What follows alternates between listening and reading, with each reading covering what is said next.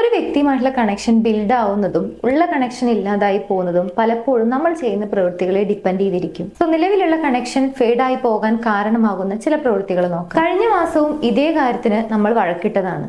അന്നും നീ ഇത് തന്നെയാണ് പറഞ്ഞത്, ഇപ്പോഴും നിനക്കൊരു മാറ്റവും ഇല്ല.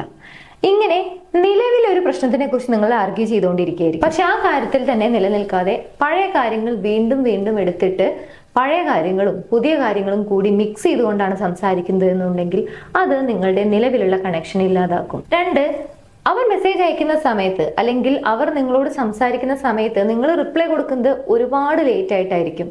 പക്ഷേ അതേ കാര്യം അവർ നിങ്ങളോട് ചെയ്യുന്ന സമയത്ത് നിങ്ങൾ അവരോട് ദേഷ്യപ്പെടുന്നു.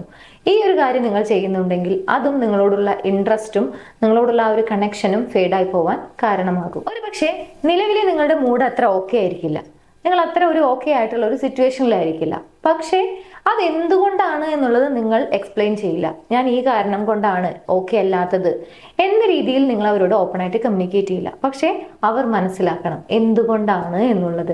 ഈ രീതിയിലാണ് എല്ലാ കാര്യങ്ങളെയും ട്രീറ്റ് ചെയ്യുന്നത് എന്നുണ്ടെങ്കിൽ അതും കണക്ഷൻ ഫേഡ് ആവാൻ കാരണമാകുന്ന ഒരു കാര്യമാണ്. നെക്സ്റ്റ്, നിങ്ങൾ വളരെ സിമ്പിൾ ആയിട്ടുള്ള കാര്യങ്ങൾക്കൊക്കെ പെട്ടെന്ന് ദേഷ്യപ്പെടുന്നുണ്ട്, വളരെ പെട്ടെന്ന് അപ്സെറ്റ് ആവുന്നുണ്ട്.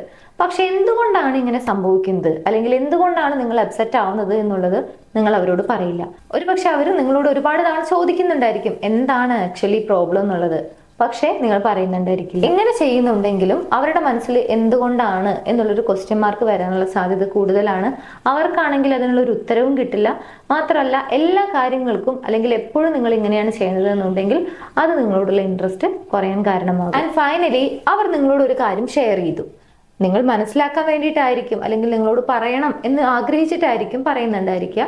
പക്ഷെ അവർ പറഞ്ഞ ഓരോ കാര്യങ്ങളും നിങ്ങൾ ഓവർ തിങ്കിങ് ചെയ്ത് അതിലെ പ്രശ്നങ്ങൾ മാത്രം കണ്ടുപിടിക്കുകയും അല്ലെങ്കിൽ ആ പറഞ്ഞ കാര്യങ്ങളൊക്കെ ഒരു പ്രശ്നത്തിലേക്ക് മാറ്റുകയും ചെയ്യുന്നുണ്ടെങ്കിൽ അതും ആ ഒരു കണക്ഷൻ ഫെയ്ഡ് ആവാൻ കാരണമാകും. ഇനി നിങ്ങൾ മാനിഫെസ്റ്റേഷനിലൊക്കെ വിശ്വസിക്കുന്ന ഒരു വ്യക്തിയാണെങ്കിൽ ഫൈറ്റ് കാര്യങ്ങളൊക്കെ നിങ്ങൾക്ക് ഒഴിവാക്കി ഒരു ഹെൽത്തി ആയിട്ടുള്ള റിലേഷൻഷിപ്പ് മാനിഫെസ്റ്റ് ചെയ്യണമെന്നുണ്ടെങ്കിൽ ഫോളോ ചെയ്യാൻ കഴിയുന്ന ഒരു പവർഫുൾ ആയിട്ടുള്ള സ്ക്രിപ്റ്റിംഗ് മെത്തേഡ് ഉണ്ട്. സോ ഇത് ആവശ്യമുള്ള ആളുകൾ സ്ക്രീനിൽ കാണുന്ന നമ്പറിലേക്ക് ജസ്റ്റ് ഒന്ന് വാട്സ്ആപ്പ് ചെയ്യുക, സ്ക്രിപ്റ്റിംഗ് മെത്തേഡ് എന്ന് അയച്ചു തരുന്നതാണ്.